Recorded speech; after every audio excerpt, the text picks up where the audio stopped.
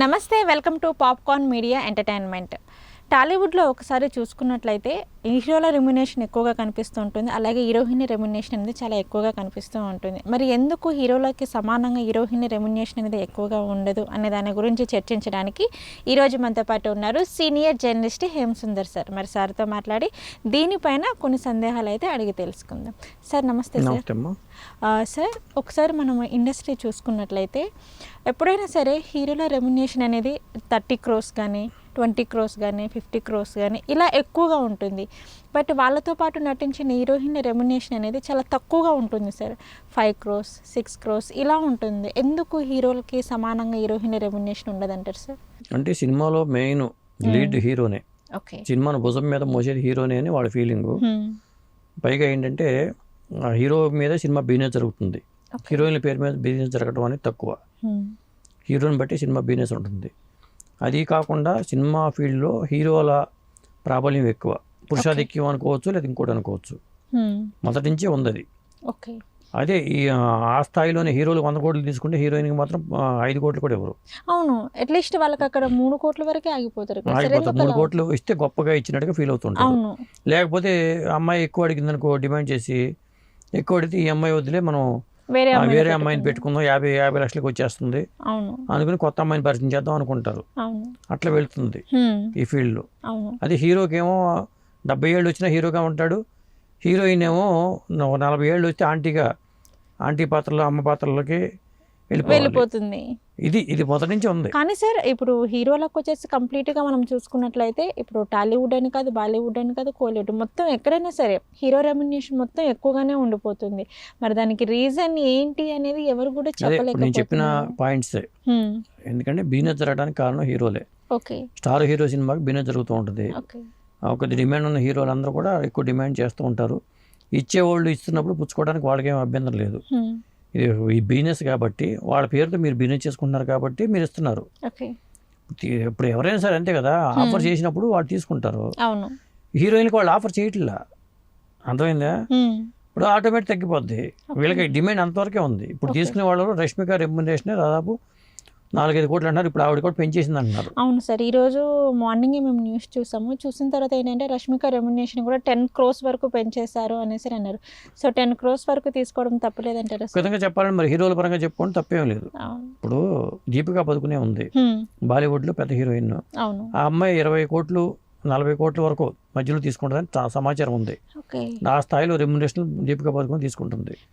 Telugu heroine మొత్తం అసలు ఓవరాల్గా ఇండియన్ హీరోయిన్లలో ఇప్పుడున్న ఎక్కువ రెమ్యునరేషన్ తీసుకున్న హీరోయిన్ దీపికా పదుకునే అంటారు, చెప్తారు. వాళ్ళు అట్లా ఆఫర్ చేస్తే ఇస్తున్నారు. ఇప్పుడు రష్మిక, నేషనల్ క్రష్ అనే పేరు రష్మిక అని కూడా అంటున్నారు. ఆ అమ్మాయికి ఏంటంటే క్రేజ్ ఉంది కాబట్టి 10 కోట్లు ఇస్తారు. అందుకని క్రేజ్ ఉంది కాబట్టి ఆ అమ్మాయి కూడా తీసుకుందాం, పుష్ప 2కి తీసుకున్నట్టు చెప్తారు. అమ్మాయి ఇప్పుడు కుబేరాకి 4 కోట్లే కానీ పుష్ప 2కి తీసుకున్న రెమ్యునరేషన్ 10 కోట్లుగా చెప్తూ ఉంటారు. అది ఏదేమైనా ఆ విధంగా చూసుకుంటే తక్కువే. మరి హీరోకి ఎక్కువ ఇచ్చినప్పుడు మరి అంటే హీరో ఫైట్లు చేస్తాడు కాబట్టి ఆ ఫైట్లు లేదా ఇతరత్ర డేట్స్ వాళ్ళు కేటాయించాల్సిన డేట్స్ హీరోయిన్కి అంటే అంత డేట్లు కేటాయించరు. ఇప్పుడు హీరో ఇచ్చే డేట్లు వేరుగా ఉంటాయి, హీరోయిన్ ఇచ్చే డేట్లు ఉంటాయి. ఒకప్పుడు ఇప్పుడు నువ్వు అడిగావుగా అని చెప్తున్నావు, ఒకప్పుడు హీరోయిన్ రెమ్యునరేషన్ ఎక్కువ ఉండేది, హీరో రెమ్యునరేషన్ తక్కువ ఉండేది. ఇది ఎక్కడైనా నాగేశ్వర గారు, ఎన్టీ రామారావు గారి టైంలో ఆ రోజుల్లో వాణిశ్రీ గారికి 50,000 ఇస్తే నాగేశ్వర గారికి 25,000 ఇచ్చారట. మరి ఇప్పుడు ఎందుకు సార్ అంత రివర్స్ అయిపోయింది? అప్పుడు వాణిశ్రీ గారికి కావాలి, అందరికీ ఆ అమ్మాయే కావాలి. ఎన్టీఆర్ గారి పక్కన ఆవిడే కావాలి, సోనబాబు పక్కన వాణిశ్రీ కావాలి, నాగేశ్వర గారి పక్కన వాణిశ్రీ కావాలి, కృష్ణరాజు గారి పక్కన వాణిశ్రీ కావాలి, కృష్ణ గారి పక్కన వాణిశ్రీ కావాలి, సోనబాబు పక్కన కావాలి. ఇలా డిమాండ్ ఉన్న హీరోలు అందరూ కూడా నాకు వాణిశ్రీ కావాలి అనేవాళ్ళు. ఫస్ట్ ప్రయారిటీ వాణిశ్రీకి ఇచ్చేవాళ్ళు. దాంతో ఆవిడ ఆటోమేటిక్గా డేట్స్ ఉండేవి కాదు. బలవంతంగా దసరా బుల్లోడు సినిమాకి మేము నాగేశ్వర గారికి 25,000 ఇస్తే వాణిశ్రీకి 50,000 ఇచ్చామని చెప్పారు. వేలల్లోనే రెమ్యునరేషన్లే, వేలల్లోనే. ఇప్పుడు కోట్లలో. ఇప్పుడు బేదలపాట్లో అనే సినిమాకి నాగయ్య గారు 1,00,000 రూపాయలు తీసుకుంటే అప్పట్లో అమ్మో నాగయ్య గారు 1,00,000 రూపాయలు అంటే అనేవాళ్ళు. ఇప్పుడు 1,00,000 రూపాయలైనా అంటారు. అసలు 1,00,000 అనే మాట వింటే అసలు నవ్వుతారు. సినిమా అదే సార్, ఇప్పుడు 1,00,000 రూపాయలు తీసుకుంటే 1,00,000 అంటారు. కాబట్టి ఇలా అయిపోతుంది. అంటే మొదటి నుంచి కూడా అప్పట్లో హీరోయిన్లకి డిమాండ్ ఉండేది, వాళ్ళకి ఇచ్చేవాళ్ళు. ఇప్పుడు ఇవ్వట్లా. ఇప్పుడు నువ్వు కాకపోతే ఇంకొక అమ్మాయి అంటున్నారు, కొత్త అమ్మాయిని పెట్టుకుందాం అంటున్నారు. ఓకే. హీరో మనకు అవసరం, సినిమా బిజినెస్కి హీరో అవుతాడు. ఇప్పుడు ఎందుకు హీరోకి ఇస్తారంటే, ఒక హీరోకి అడ్వాన్స్ రూపంలో ఒక 5 కోట్లు 10 కోట్లు ఇచ్చేసిన ఆ హీరో కాల్ షీట్ ఇచ్చాడంటే వీళ్ళకి బిజినెస్ పరంగా డబ్బులు వచ్చేస్తాయి. ముందు ఓకే. బయట నుంచే డబ్బులు వస్తాయి సినిమా చేయడానికి. ఇంటికి డబ్బులు లేకపోయినా పర్లేదు, అప్పో చేసి 10 కోట్లు అప్పు తెచ్చుకుని ఒక హీరో దగ్గరికి వెళ్ళి కాల్ షీట్లు తీసుకుంటే అప్పు వచ్చేస్తుంది ముందు. దాంతో సినిమా మొదలు పెట్టుకుంటారు, అందుకోసం ఇస్తారు. అదే పలానా రష్మిక డేట్స్ నా దగ్గర ఉన్నాయి, అప్పు ఇవ్వమంటే ఎవరు. ఓకే. ఇది కూడా కారణమే. సో తను ఎప్పుడు వస్తుందో ఎప్పుడు వెళ్తుందో తెలియదు అని చెప్పేసి అట్లా కాదు, బిజినెస్ పరంగా. ఒక బిజినెస్ సినిమాకి బిజినెస్ జరగదు. ఇప్పుడు రష్మిక పరంగా మనం అగ్రిమెంట్ చేసుకుని అమ్మాయి కాల్ షీట్లో ఉండి మనకి ఇక్కడ అమ్మాయి చేస్తుందంటే జరగదు. ఓకే. ఇప్పుడు కర్త మళ్ళీ శాసించిన హీరోయిన్కి విజయశాంతి చెప్పాలి. ఎందుకంటే హీరో పాత్రలు చేసింది ఆవిడ. కర్తవ్యం కానీ ఆశయం కానీ ఇలాంటి కొన్ని సినిమాలు ఉన్నాయి. కొన్ని హీరోయిన్ ఓరియంటెడ్ సినిమాలు. విజయ లలిత కూడా విజయ శాంతి గారికి పిన్ అంటారు. విజయ లలిత అని ఒక ఆర్టిస్ట్ ఉన్నారు, రౌడీ రాణి, ఎట్లాంటి పాత్రలు చేస్తూ ఉండేది ఆవిడ.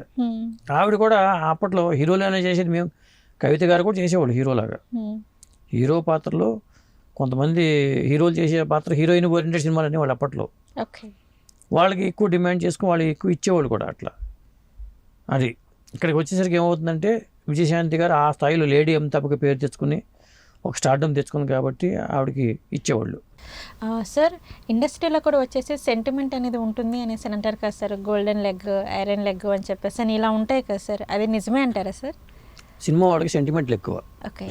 ఇప్పుడు ఒక హీరోయిన్ ఉంది, ఆ అమ్మాయి వచ్చిన తర్వాత సినిమా హిట్ అయిందనుకో, ఒక గోల్డెన్ లెగ్ పేరు. 2 సినిమాలు వరుసగా ఫ్లాప్ అయినాయి అంటే ఛాన్స్లు ఎవరు. ఒక ఐరన్ లెగ్ అంటారు. అవును, ఐరన్ లెగ్ అంటారు, ఛాన్స్లు ఎవరు, రెమ్యునరేషన్ తగ్గిపోద్ది.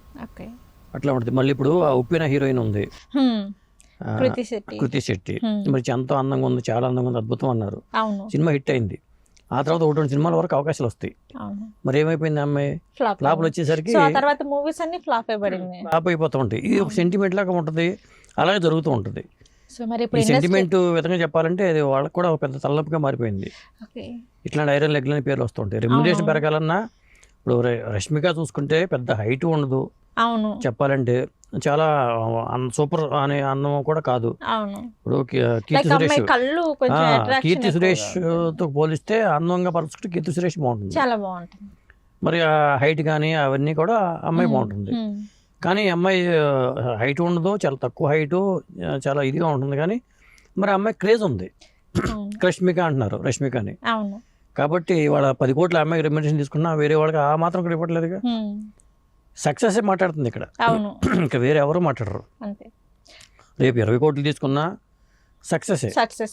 అదే సార్, ఇప్పుడు ఇండస్ట్రీలో మనం చూసుకున్నట్లయితే రష్మికను కూడా వచ్చేసి ఏంటంటే అందరూ గోల్డెన్ లెగ్ అనేసి పిలుస్తున్నారు. అండ్ సరే వచ్చేసి ఇండస్ట్రీలో ఏ హీరోయిన్ ఎంతెంత రెమ్యునరేషన్ తీసుకుంటుందో ఒకసారి తెలుసుకోవచ్చు అంటారా సార్? అంటే ఆ డేటా మన దగ్గర ఉండదు. సాధారణంగా ఇవన్నీ జనరల్గా అయితే ఇప్పుడు హీరోయిన్ల పరంగా చూసుకుంటే బాలీవుడ్లో దీపికా పదుకొనే తీసుకుంటుంది ఎక్కువ. త్రిష ఏజ్ 40 ఏళ్ళ దగ్గర పడిపోయినా కానీ త్రిష, నయనతార వాళ్ళు ఎక్కువ రెమ్యునరేషన్ తీసుకుంటారు. ఎక్కువగా ఉంటుంది. నయనతార ఒక 20 crores వరకు ఉండదు, అంత ఉండదు. హీరోయిన్ రెమ్యునరేషన్ లో మీకు మాక్సిమం 10 కోట్ల లోపే ఉంటుందమ్మా. ఒకవేళ ఎక్కువ చెప్పినా లేదు, ఒకప్పుడు అయితే ఉండేది. ఇప్పుడు నయనతార కానీ త్రిష కానీ ఒకప్పుడు తీసుకునే వాళ్ళు ఎక్కువ, ఇక ఇప్పుడు అయిపోతుంది. ఇప్పుడు తమన్నా కూడా ఒకప్పుడు తీసుకునేది, తమన్నాకి డిమాండ్ లేదు. ఇక డిమాండ్ అండ్ సప్లై అది పనిచేస్తుంది. ఈ ఆడవాళ్ళకి ఏజ్ పెరిగిపోయిందంటే ఆటోమేటిక్గా దవుతారు. ఇప్పుడు ఆ ఏజ్ ఎక్కువైనా క్రేజ్ ఉన్న వాళ్ళు త్రిష ఇప్పుడు చిరంజీవి గారితో చేస్తుంది, ఆయన క్రేజ్ ఉంది అమ్మాయికి. నయనతార కూడా ఉంది. కొంతమంది ఏజ్ ఎక్కువ ఉన్నా క్రేజ్ కొంతకాలం పాటు ఉంటుంది. సాధారణంగా లాంగివిటీ తక్కువ హీరోయిన్లకి, హీరోకి ఎక్కువ. అతను 80 ఏళ్ళైనా సూపర్ స్టార్ గా ఉండొచ్చు. అది ఓకే సార్, ఇండస్ట్రీలో వచ్చేసి ఎవరి రెమ్యునేషన్ ఎంత ఉంది, అలాగే హీరోలతో సమానంగా హీరోయిన్లకు రెమ్యునేషన్ ఎందుకు ఉండదు అనే దాని గురించి అయితే మాకు చెప్పారు. నమస్కారం సార్. నమస్తే అమ్మా.